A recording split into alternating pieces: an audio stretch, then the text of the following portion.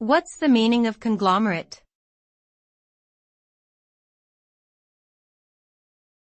Conglomerate.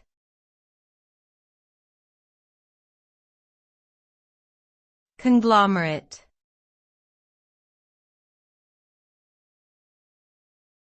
Conglomerate.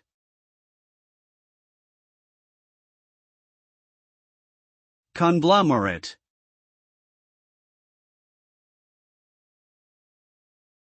Conglomerate refers to a corporation that consists of multiple different companies, each with their own specialties or operations.